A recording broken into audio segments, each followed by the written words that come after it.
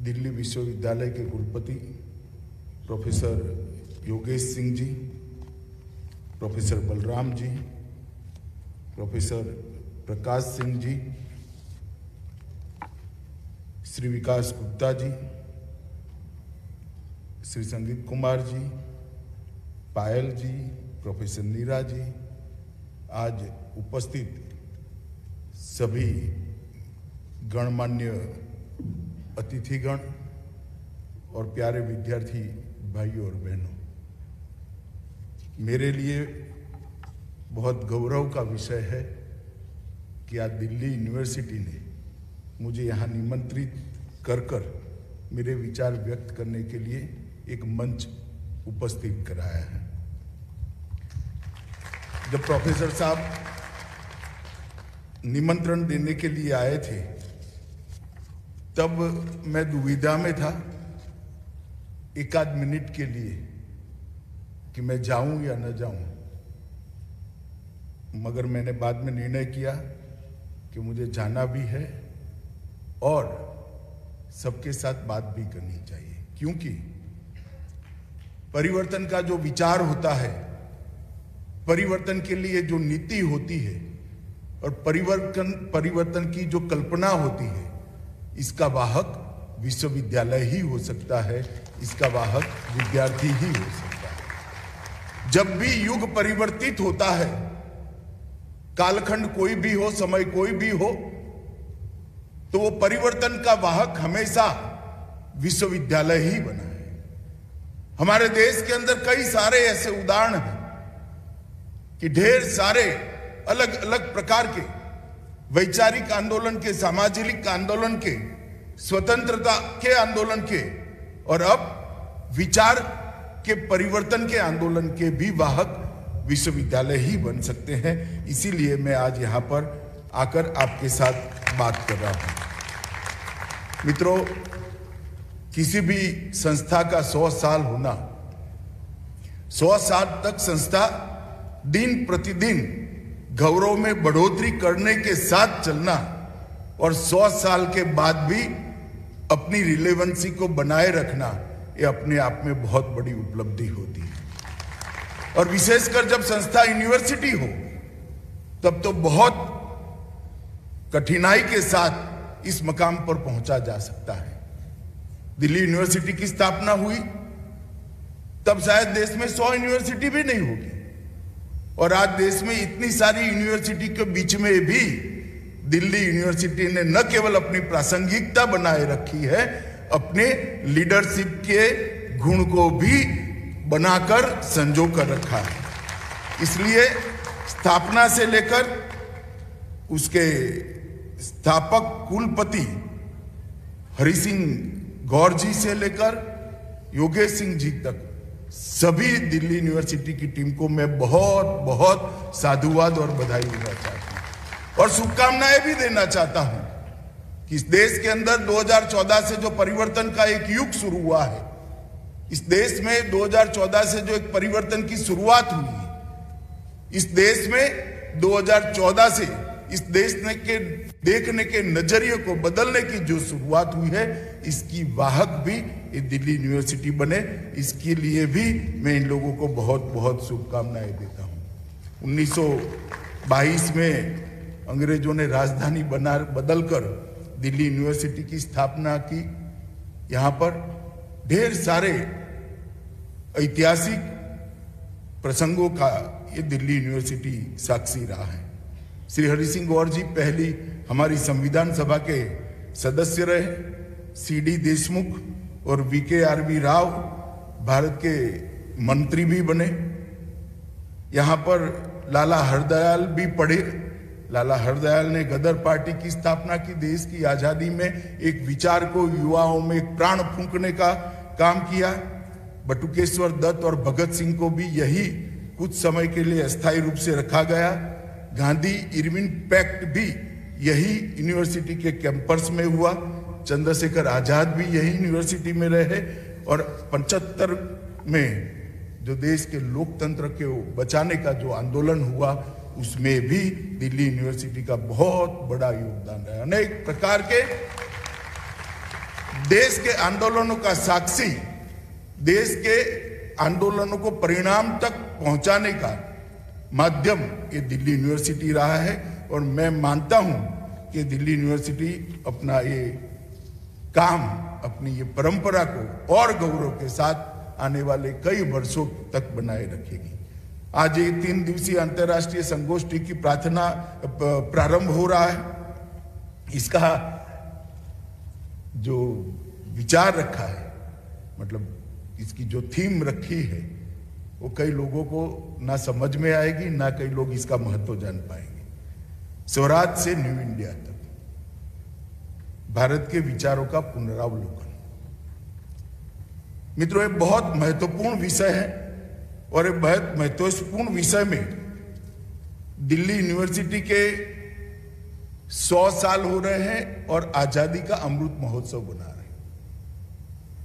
एक मणिकंचन योग है और ये विधि ने ही तय किया होगा कि जिस वर्ष दिल्ली यूनिवर्सिटी के 100 साल होंगे, उसी वर्ष आजादी का अमृत महोत्सव भी होगा। और एक प्रकार से इस वर्ष से ही प्रधानमंत्री मोदी जी ने जो कहा है कि आजादी के अमृत काल की शुरुआत होगी। आजादी के 75 साल हमारे लिए बहुत गौरवप्रद है। भारत ने अनेक क्षेत्रों के अंदर चकाचौंध करने वाली उपलब्धियों को प्राप्त किया है, विश्व के अंदर अपना स्थान जमाया है। हमारी लोकतंत्र की जड़ों को पाताल तक गहरी ले जाने में हम सफल हुए। अनेक क्षेत्रों के अंदर जिस पर हम गर्व ले सके, इस प्रकार की उपलब्धियां हासिल की है।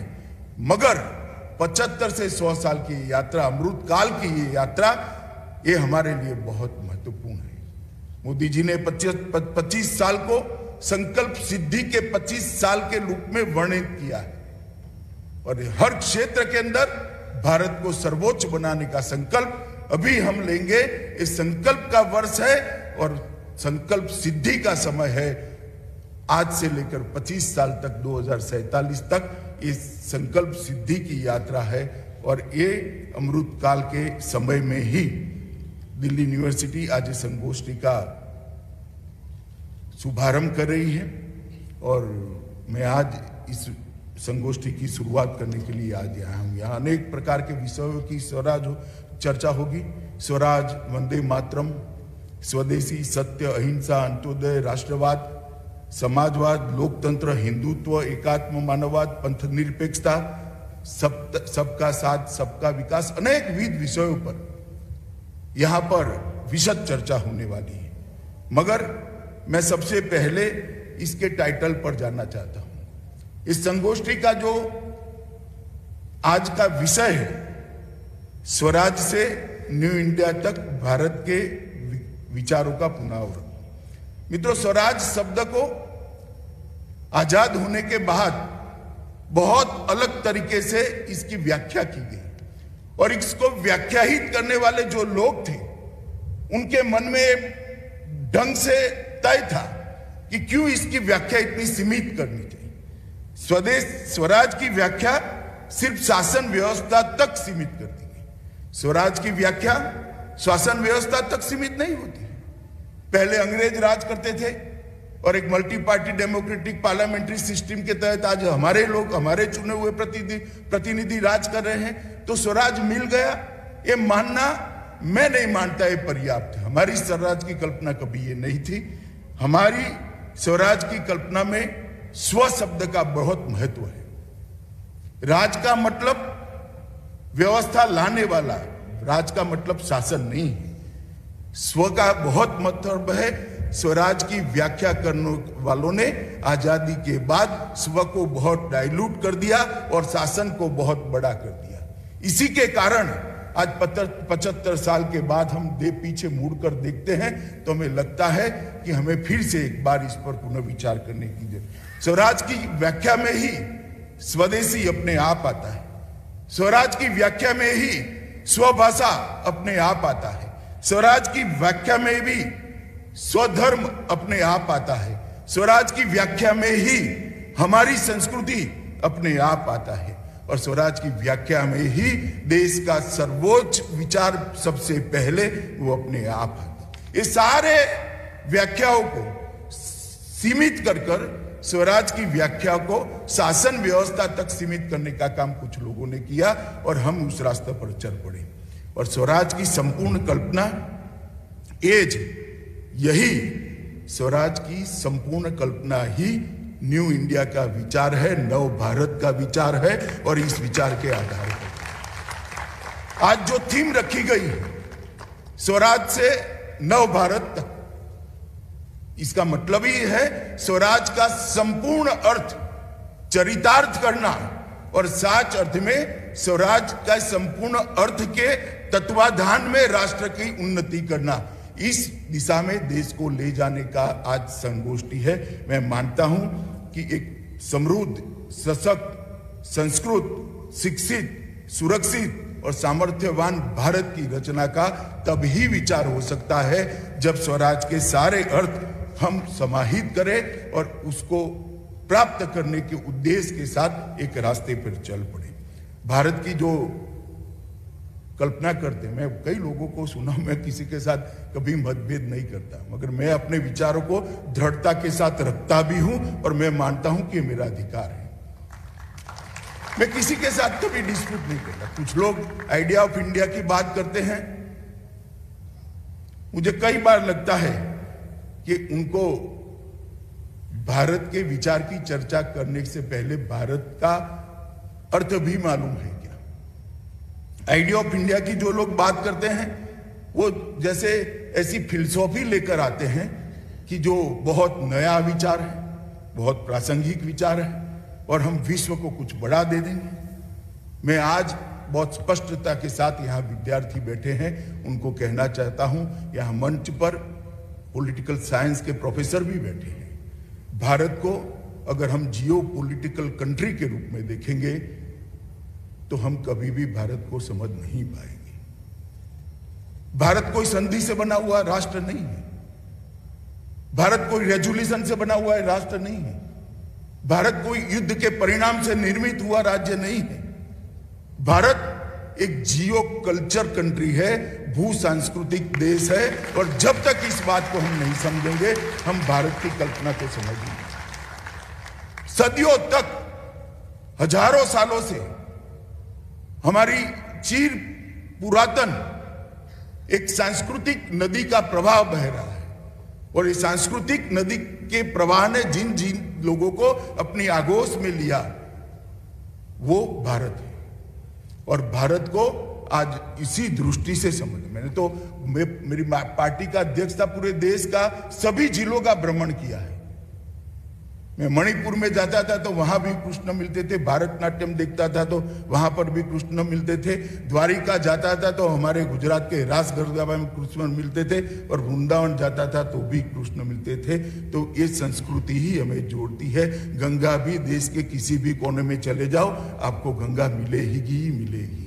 ये बातें भारत को जोड़ती है, भारत को एक रखती है और ये विचार को जब तक हम नहीं अपनाएंगे नए भारत की कल्पना हम नहीं कर पाएंगे। हम विश्व में जो कुछ भी अच्छा है सब स्वीकारने के आदी रहे हैं।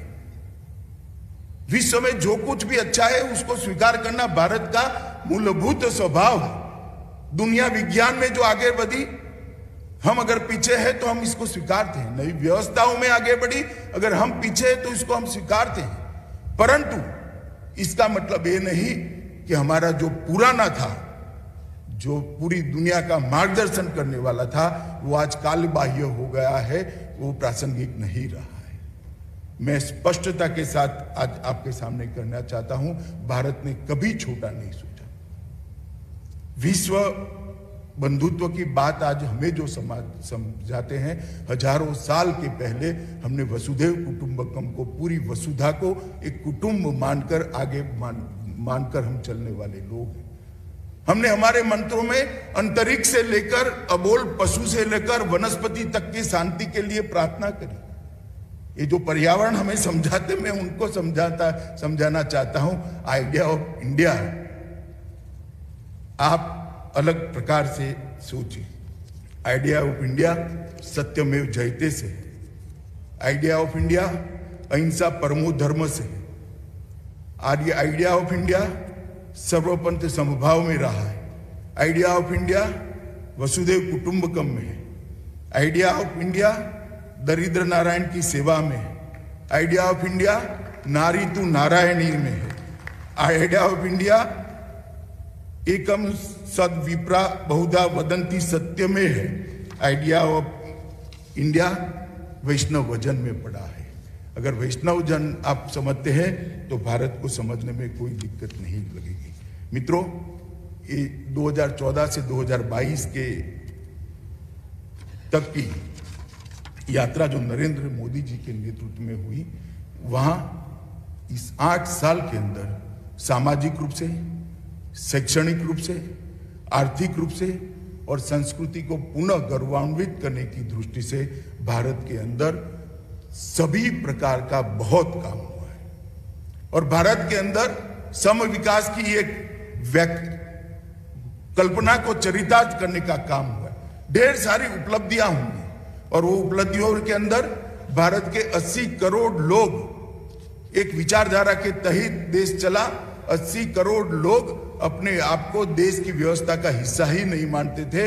अंत्योदय की विचारधारा के आधार पर, एकात्म मानववाद की विचारधारा के आधार पर, गरीब कल्याण की विचारधारा के आधार पर जब भारत चलने लगा, आज देश के 80 करोड़ लोग अपने आप को भारत की व्यवस्था का हिस्सा मानने लगे हैं। उज्ज्वला योजना के तहत 9 करोड़ लोगों को एलपीजी कनेक्शन मिले, हर घर में शौचालय गया, हर व्यक्ति को घर मिला, हर घर में पीने के पानी की व्यवस्था हुई, हर गरीब के स्वास्थ्य की 5 लाख तक का खर्चा आज भारत सरकार उठा रही है।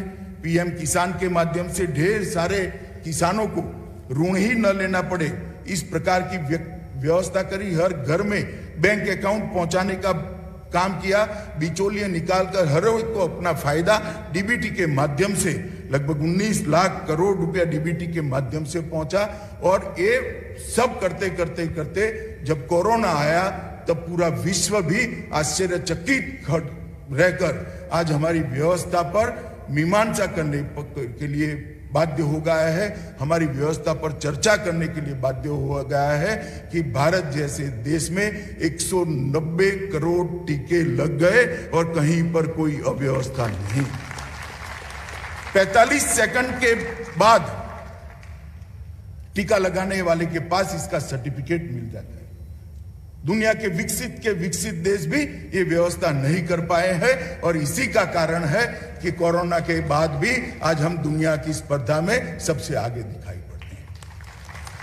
हमारी स्वास्थ्य सेवाओं को भी हमने सुधारा, सप्लाइड साइड को भी सुधारा और गरीब से गरीब व्यक्ति को 2 साल तक इसके घर में प्रति व्यक्ति प्रति माह 5 किलो खाने का अनाज पहुंचाकर कोरोना के समय में संवेदना के साथ इसकी जिंदा रहने की व्यवस्था की, इसके घर के चूल्हे को जलाने की व्यवस्था करी।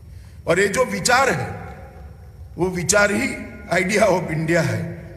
आर्थिक क्षेत्र के अंदर भी 21-22 में लगभग सभी बड़े देशों में सबसे ज्यादा अनुमानित वृद्धि हमारी 8.9% है। 2022 में 400 अरब डॉलर का एक्सपोर्ट हम पार कर चुके हैं। लगभग कृषि का निकास भी आजादी के बाद सबसे ज्यादा है। पीएलआई योजनाओं में 30 अरब डॉलर का इन्वेस्टमेंट और मैन्युफैक्चरिंग एक्टिविटी भारत में शुरू होने वाली है। राजस्व हमारा दोनों डायरेक्ट और इनडायरेक्ट टैक्स दोनों आजादी के बाद पीक पर है। जीएसटी 1.67 लाख करोड़ रुपया का आंकड़ा हमने हमारा ही रिकॉर्ड तोड़ा है। 11 से ज्यादा इंडस्ट्रियल कॉरिडोर बनाए हैं। विद्युत ट्रांसमिशन में भी हमने कई सारे रिकॉर्ड बनाए हैं। और एक प्रकार से सामाजिक दृष्टि से और आर्थिक दृष्टि से, दोनों दृष्टि से भारत को संपन्न बनाने का, भारत को समविकास के माध्यम से समृद्ध बनाने का एक प्रयास, सफल प्रयास ये 8 साल में हुआ है, जो हमारे अमृत महोत्सव के माध्यम से, अमृत काल के माध्यम से सदी होते होते सर्वोच्च शिखर पर पहुंचाने तक जाने वाला है। ये जो कल्पना है कि विकास समाज के एक वर्ग के लिए नहीं है, विकास सर्वस्पर्शीय सर्वसमावेशक होगा। विकास की अवधारणा समभाव के साथ होनी चाहिए। ये जिन्होंने भी एकात्म मानववाद और अंत्योदय का चिंतन पढ़ा होगा, उसको मालूम होगा कि विकास को किस प्रकार से समभाव के साथ किया जा सकता है। और 8 साल के अंदर हमने इसको नीचे तक उतारने का काम किया है। जब नव भारत की हम बात करते हैं तो नव भारत किस रास्ते पर महासत्ता बनेगा, नव भारत किस रास्ते पर सामर्थ्यवान देशों की सूची में सबसे ऊपर होगा, वो रास्ता मोदी जी ने तय कर दिया है। और वो रास्ते में 8 साल की हमारी यात्रा समाप्त भी होगी। सुरक्षित भारत का जहां तक सवाल है, मैं हमेशा कहता हूं कि प्रधानमंत्री नरेंद्र मोदी प्रधानमंत्री बनने के पहले भारत की कोई रक्षा नीति ही नहीं थी। हम विदेश नीति को ही रक्षा नीति मानते थे। अगर रक्षा नीति थी भी तो भी विदेश नीति की परछाई में वो दब कर रह गई थी। इस देश पर सालों से हमारे पड़ोसी देशों के द्वारा प्रचंड रूप से हमले होते थे, आतंकवादी भेजे जाते थे। उरी और पुलवामा में ये 8 साल में भी ये प्रयास हुआ। जब भारत ने सर्जिकल स्ट्राइक और एयर स्ट्राइक कर मुंह तोड़ जवाब घर में घुस कर दिया, तब समग्र विश्व के सामने भारत की रक्षा नीति क्या है स्पष्ट हो गया। हम विश्व भर के देशों के साथ अच्छे रिश्ते रखना चाहते हैं, हम सबको साथ में लेकर चलना चाहते हैं। हम शांति के चाहक भी है, शांति के पुजारी भी है। जहां मगर हमारी सेना और हमारी सीमा के साथ जो छेड़खानी करेगा, उसको उसी की भाषा में जवाब देने के लिए हम दृढ़ निश्चयी। और पहली बार देश की आंतरिक सुरक्षा के अंदर, देश की बाह्य सुरक्षा के अंदर देश के किसी नेता ने एक निर्णायक भाषा के साथ विश्व को अपना परिचय कराया कि भारत के साथ कोई इस प्रकार से भारत की सीमाओं की अपमान नहीं कर सकता। और ये निर्णायक परिचय पूरे विश्व में भारत के परिचय में परिवर्तित हुआ है। जब भी रक्षा के क्षेत्र की बात होती थी तब 2 ही देशों की बात होती थी, अमेरिका और इजराइल, जो अपनी सीमाओं की सुरक्षा के लिए हमेशा सचेत और चौकन्ने रहते हैं। आज वो 2 देशों की सूची में तीसरा नाम जुड़ गया है। हमारे महान भारत का नाम जोड़ने का काम नरेंद्र मोदी जी ने किया। पूर्वोत्तर के अंदर ढेर सारे हथियारी ग्रुप थे।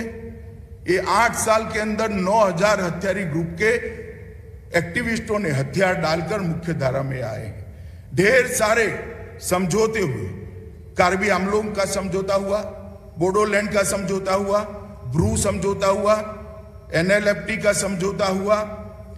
और आज स्थिति ऐसी हुई है कि अब सफा हटाने के लिए आंदोलन करने पड़ते थे और भारत सरकार के लोग बचाव की मुद्रा में जवाब देते थे, नहीं भाई ये जरूरी है, देश की सुरक्षा के लिए जरूरी है। वो ही उत्तर पूर्व के अंदर, वो ही नॉर्थ ईस्ट के अंदर आज शांति प्रस्तापित होने के कारण हमने बहुत बड़े हिस्से से, उत्तर पूर्व के 75% हिस्से से अब सपा को हटाने का काम हुआ। अब सपा को आइडियोलॉजी के आधार पर, ह्यूमन राइट के आधार पर हटाने वाले लोगों को ये जवाब है। ह्यूमन राइट उनका भी है जो आतंकवाद में मारे जाते हैं, जो आतंक फैलाते हैं। उनकी ह्यूमन राइट की चर्चा करने वालों को मैं कहना चाहता हूं, ह्यूमन राइट उनका भी है जो आतंकवाद की भेंट चढ़ते हैं। और उनके ह्यूमन राइट की रक्षा करने का रास्ता कानून हटा देना नहीं है, स्थिति ही ऐसी निर्मित करना जहां कानून की जरूरत ही न पड़े। इस प्रकार की स्थिति नरेंद्र मोदी जी ने कर दिखाई। धारा 370 और 35 से हटाना सालों से ओहो क्या हो जाएगा, कैसे होगा, कैसे कर सकते, क्या होगा। मोदी जी ने 5 अगस्त 2019 को चुटकी बजाते हुए इसको कर भी दिया। और जो लोग कहते थे कि खून की नदियां बहेगी, मैं गर्व के साथ उनको कहना चाहता हूं, मोदी जी की सरकार की नीतियों के कारण खून की नदियां छोड़ो, कंकर चलाने की भी किसी में हिम्मत नहीं। जब दृढ़ता के साथ निश्चित उद्देश्य मन में रखकर कोई शासन करता है तो परिवर्तन किस प्रकार से आता है, इसका उदाहरण। जब देश का हित सर्वोपरि रखकर कोई शासन करता है तो रास्ते की कितनी भी दिक्कतें हो, अपने आप रास्ता समान हो जाता है और गाड़ी पूर्वपाट चलने लगती है, कोई बाधा नहीं रहती है। इसका उदाहरण है। वामपंथी उग्रवाद के क्षेत्र में भी हमने ढेर सारे प्रयास किए हैं। विकास के मोर्चे पर भी प्रयास किए हैं और सुरक्षा के मोर्चे पर भी प्रयास किए हैं। आज देश में सबसे कम जिले, वामपंथी उग्रवाद की शुरुआत होने के बाद सबसे कम जिले आज यहां पर दिखाई पड़ते हैं। नए भारत की जो कल्पना है, इसमें सुरक्षित भारत भी है। मैंने पहले कहा, सामाजिक रूप से सम विकास होना चाहिए, समाज के हर वर्ग का विकास होना चाहिए, आर्थिक दृष्टि से समग्र विश्व के अंदर सर्वोच्च स्थान पर पहुंचने का हमारा पुरुषार्थ होना चाहिए, कौवत होना चाहिए हमारे पास। इस प्रकार की नीतियां होनी चाहिए, सुरक्षित भारत भी होना चाहिए, और ये सब बनाना है। तो धर्मेंद्र भाई यहां बैठे हैं, मोदी जी एक नई शिक्षा नीति लेकर आए हैं, 2020 की राष्ट्रीय शिक्षा नीति। मैं मानता हूं ये भविष्य के भारत का उज्जवल दस्तावेज है। 2020 की नई शिक्षा नीति के अंदर भारतीय मूल्यों में निहित शिक्षा प्रणाली की परिकल्पना को आज के समय के अनुरूप जमीन पर उतारने का प्रयास किया गया है। हर प्रकार के ज्ञान को एक प्लेटफॉर्म देने का इसके अंदर प्रयास है। रोजगारी को भी प्लेटफॉर्म देने का प्रयास है। बच्चा सिर्फ पढ़ लिख कर पाइपलाइन जैसे कोर्स में ग्रेजुएट होकर बाहर न निकले। बच्चे के अंदर जो क्षमताएं पड़ी हैं, वो क्षमताओं का संपूर्ण दोहन करने का उसको प्लेटफॉर्म देना पड़ेगा, मंच देना पड़ेगा। वो अपनी क्षमताओं का सबसे ज्यादा से ज्यादा उपयोग कर पाए, इस प्रकार से उसको तैयार करना चाहिए, इस प्रकार से उसको पढ़ाना चाहिए। और वो व्यवस्था नई शिक्षा नीति में, जो नई शिक्षा नीति को बारीकी से देखेंगे उनको मालूम पड़ेगा कि देश के लिए 5-3-3-4 का जो नया मॉडल आया है, 10+2 का मॉडल की जगह वो मॉडल कितना उपयुक्त होने वाला है। और मैं मानता हूं कि इसमें सबसे बड़ी बात है कि पहले 5 साल मातृभाषा में पढ़ाई ये बच्चे के विकास के लिए निहायत जरूरी है। न केवल बच्चे के विकास के लिए, देश के विकास के लिए भी जरूरी है। क्योंकि हमारी संस्कृति, हमारा इतिहास, हमारा साहित्य, हमारा व्याकरण वो उसकी मातृभाषा में पढ़ा है। अगर बच्चा उसी से कट जाता है तो वो अपने मूल से कट जाता है, और जो मूल से कट जाते हैं वो कभी बड़े नहीं होते। बड़े तो वो ही होते हैं जिनके मूल पाताल तक गहरे होते हैं, और वो तभी हो सकते हैं जब बच्चा अपनी देश की शिक्षा व्यवस्था में कोई भी दुनिया की भाषा, क्यों सिर्फ अंग्रेजी, फ्रेंच भी सीखिए, जर्मन भी सीखिए, चीन की भाषाओं का भी अभ्यास करिए, जापानीज भी सीखिए, कोई आपत्ति नहीं है। मगर मैं गुजराती न पढ़ूं, मैं हिंदी न पढ़ूं, तो मैं अपने आप को इस देश की मूल धारा के साथ जोड़कर नहीं रख पाऊंगा। और इसको मोदी जी ने थ्रस्ट दिया है। कक्षा 5 तक माध्यम ऑफ इंस्ट्रक्शन उसकी मातृभाषा होगी, 6 से 8 तक वोकेशनल ट्रेनिंग, कारपेंटरी, इसके अंदर अनेक प्रकार के गुणों को डेवलप करने की व्यवस्था की गई है। और 11वीं में पहले जो साइंस, कॉमर्स या कला में जाना था, 9वीं कक्षा से ही उसको अपनी स्ट्रीम तय करने का, और जो स्ट्रीम वो तय करता है उस पर ज्यादा थ्रस्ट देने का विकल्प दिया है। हमारी सरकार ने कई प्रकार का सोच विचार कर कई लोगों के सुझाव लेकर नई शिक्षा नीति को लागू करने का निर्णय किया है। और मित्रों, मैं विद्यार्थी परिषद का कार्यकर्ता रहा हूं। शायद ये पहली शिक्षा नीति मोदी जी के नेतृत्व में, धर्मेंद्र भाई भी बैठे यहाँ पर, आई है जिसका कोई विरोध ही नहीं कर पाया है, सबने इसका स्वागत किया है। यही बताता है कि कितनी समावेशी है। नैतिक मूल्यों को बढ़ावा देना, नैतिक मूल्यों को आत्मसात करना, रिसर्च और प्रोफेशनल एक ऐसी फौज तैयार करना जो देश में R&D और प्रोफेशनलिज्म को बढ़ाएंगे। यही हमारी राष्ट्रीय शिक्षा नीति के उद्देश्य है। इस देश के युवाओं के लिए भी मोदी जी ने अपार संभावनाओं का एक मंच, अलग अलग मंच खड़े कर रखे हैं। मैंने जैसे कहा, नई शिक्षा नीति अनुसंधान और कौशल, रिसर्च और स्किल को बढ़ावा देगी। कैपेसिटी बिल्डिंग पर इस शिक्षा नीति में बहुत ध्यान दिया गया है, इस पर ज्यादा वजन दिया गया है। हायर एजुकेशन के अंदर ये 8 साल के अंदर लगभग 2014 से 39 नए हायर एजुकेशनल इंस्टीट्यूट बनाए गए। IITS, IIM, NIT, IIIT, IISER ढेर सारे शुरू किए गए। मेडिकल की कॉलेज में 55% की वृद्धि की है और MBBS की सीटों में लगभग 1.25 गुना वृद्धि और PG मेडिकल में 2 गुना वृद्धि करने का काम 8 साल के कम अंतराल में नरेंद्र मोदी जी ने। स्किल इंडिया मिशन के तहत स्किलिंग और रीस्किलिंग, प्रधानमंत्री कौशल विकास योजना 3 का लॉन्च हो चुका है। लगभग 4 लाख युवाओं को हमने प्रशिक्षित किया है। Startup India, stand up India, सिर्फ स्टार्टअप की बात अभी कर रहे थे, यहाँ से मैं आप लोगों को बताना चाहता हूँ, यहाँ युवा बैठे उनको भी बताना चाहता हूँ कि 2016-17 में 724 स्टार्टअप थे। जरा मेरा आंकड़ा ध्यान से सुनिएगा, 2016-14 में 724 स्टार्टअप थे। आज 70,000 से ज्यादा स्टार्टअप बनने की प्रक्रिया चल रही है। 10,000 से अधिक स्टार्टअप तो सिर्फ कोरोना काल में बने और 2014 में जो 724 स्टार्टअप थे उसमें थे सिर्फ 4 स्टार्टअप यूनिकॉर्न क्लब में थे। आज 51 स्टार्टअप यूनिकॉर्न क्लब के अंदर हमारे बच्चों के। कितना बड़ा मंच भारत के युवाओं को भारत की सरकार ने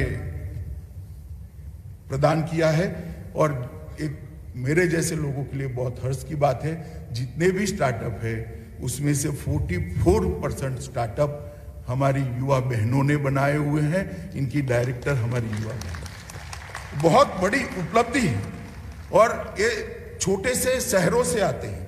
45% स्टार्टअप 2 टायर और 3 टायर शहरों से आए। आज छोटे से शहर में रहने वाला बच्चा भी अपने आप का अपना स्टार्टअप शुरू कर विश्व के युवा के साथ इस मंच से स्पर्धा कर सकता है। अगर संभावना है, अगर शक्तियां हैं तो उसको प्लेटफॉर्म देने का काम भारतीय जनता पार्टी की नरेंद्र मोदी सरकार ने किया है। मेक इन इंडिया के माध्यम से लगभग भारत को उत्पादन का, विश्व में उत्पादन का हब बनाने का हमने काम किया है।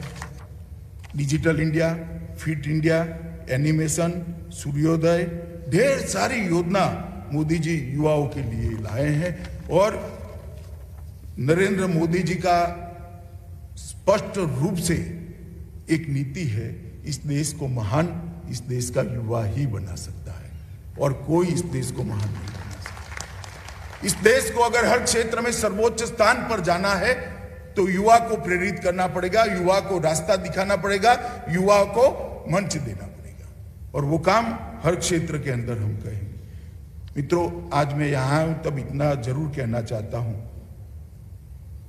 कि कुछ लोग इस देश को समस्याओं का देश कहते हैं।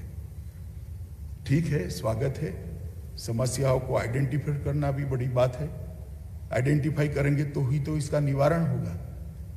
मगर मैं उनको कहना चाहता हूं, इस देश में 100 से अधिक समस्याएं हो सकती है, मगर इस देश में लाखों समस्या का समाधान भी इस देश की विचार में ही पड़ा हो सकता है। इस देश में सैकड़ों समस्या हो, मगर इस देश के मूल विचार के अंदर लाखों समस्या का समाधान करने की ताकत भी इस देश के अंदर पड़ी है और अगर हम उस रास्ते पे जाते हैं तो हमें कोई तकलीफ नहीं आनी चाहिए।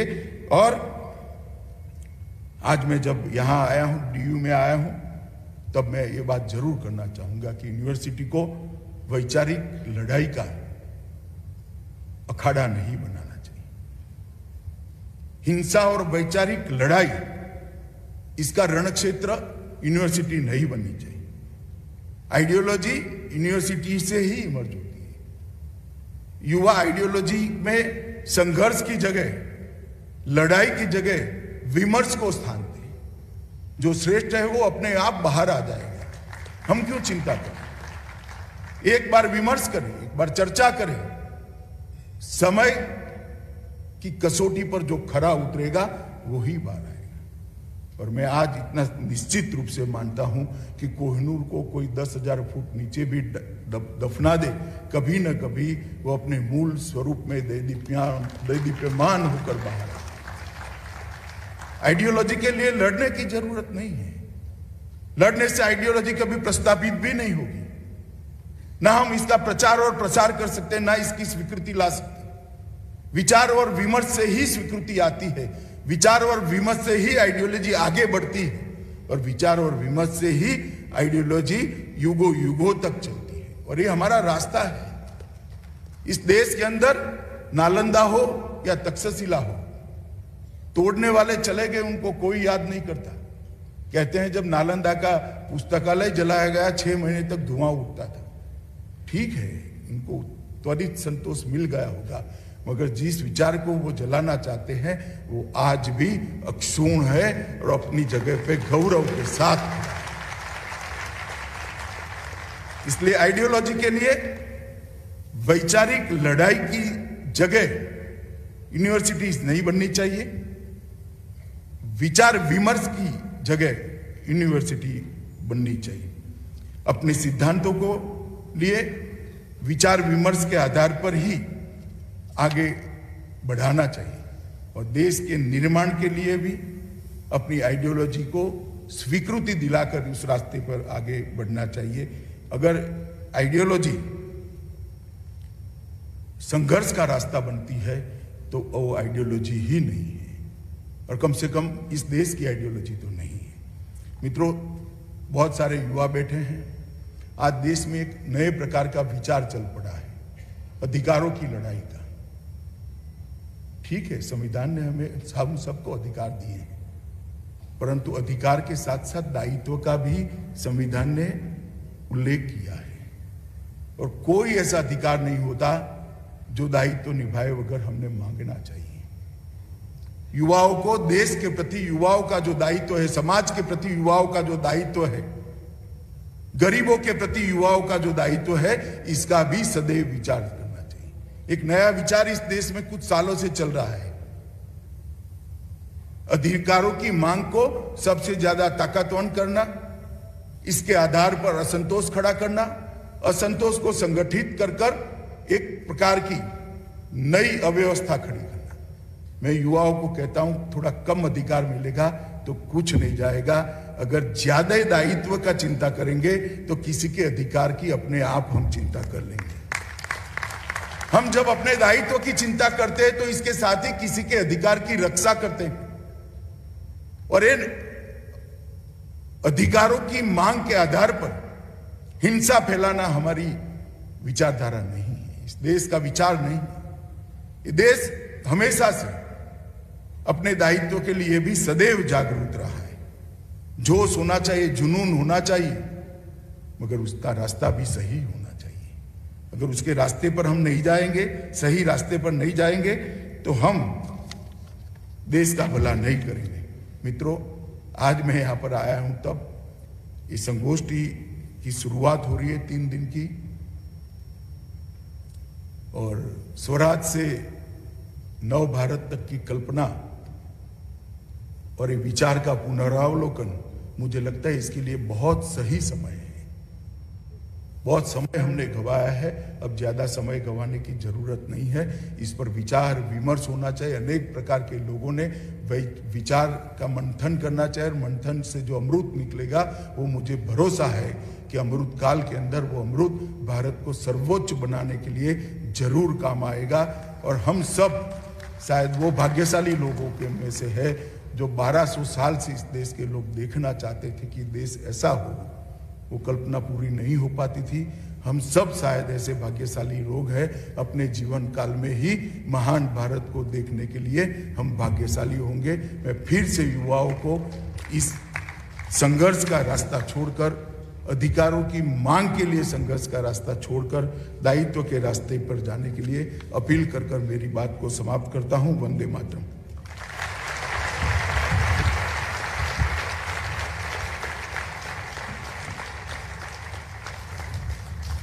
आपके इस गरिमामय उद्बोधन के लिए बहुत మీరు చూస్తున్నారు ఐ డ్రీమ్ న్యూస్ ని. Please subscribe I dreams For more videos, subscribe I Dream. please subscribe for more videos. I dream. I dream. For more videos, Subscribe I Dream. Please subscribe. Subscribe I dream channel. Do subscribe. I dream. I dream ఛానల్ని subscribe చేయండి. Do watch I Dream.